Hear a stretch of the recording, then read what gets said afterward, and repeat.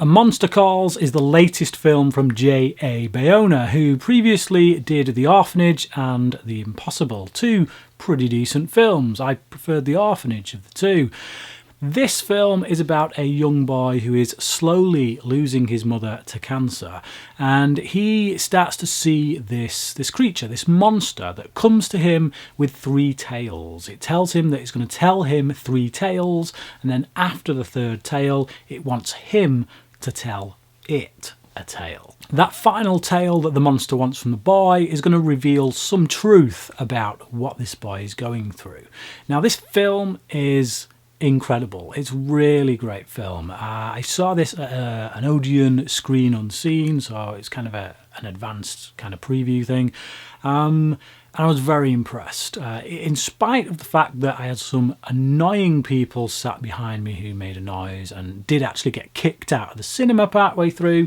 I did move down to the front to avoid them, but even they could not ruin this film for me. Now, this film's got Sigourney Weaver in it, Felicity Jones and Toby Kebbell. Also has the voice of Liam Neeson as the monster, and if you pay close attention, he does pop up in a photo at one point during the film. It's kind of a blink and you miss him appearance. But the real star of the film is this young boy, played by Lewis McDougall. Now, he's only previously been in Pan. It was a supporting role in that film.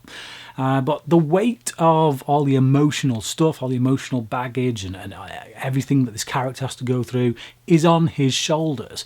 And he does an exceptional job at such a young age and with very little experience in front of the camera. And by the time we get to the end of the film, which I'm not going to spoil, it does get very emotional, I must say. I did shed some tears. And as I was kind of listening behind me at the back, I could hear just sniffles all around the cinema of people just trying to hold back tears and a few people kind of not quite doing so good at holding them back. So yeah, it was a very emotional film, particularly towards the end.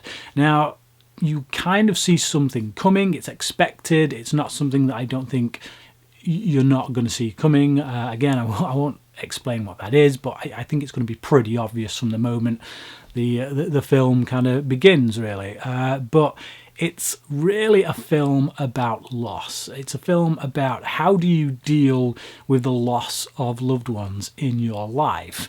How do you deal with death? This is really a look at death through a child's perspective and how they might deal with it, or the possibility of death encroaching, so to speak. It deals with a lot of really complex emotions, and by adding this fantasy element, this monster, we get to have an insight into this child's mind, into his way of thinking, which we perhaps wouldn't if it was just told as a straight drama between just human beings.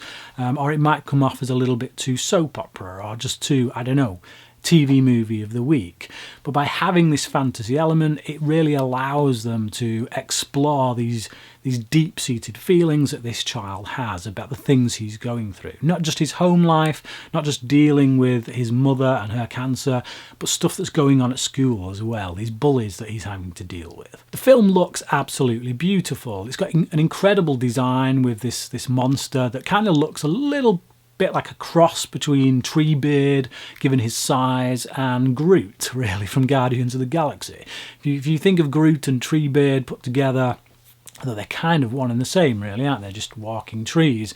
That's kind of what he looks like, but with the voice of Liam Neeson. And if you stick the voice of Liam Neeson on any character, it is going to make an impact, because he's just got one of those voices, a really incredible voice that lends weight to a role. But the cinematography all around, as I say, is incredible, not just the creature design. The film looks beautiful, and some of it was actually shot fairly close by to where I live, which was quite fun. There's a moment as a train goes past a car, and I was there. I actually saw them film that, and on film, on the big screen, it really does look quite beautiful. I think the score for this film is also quite beautiful as well. It's never intrusive.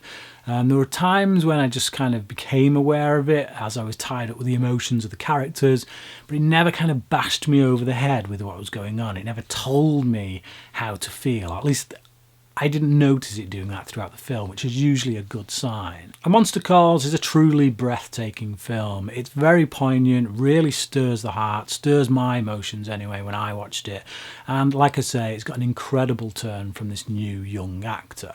I'd give it a 4.5 out of 5, and I strongly urge anyone to go out and see it. It's one of the best films of the year. So if you've seen A Monster Calls, please comment below and let me know what you thought about it. And until next time, thanks for watching.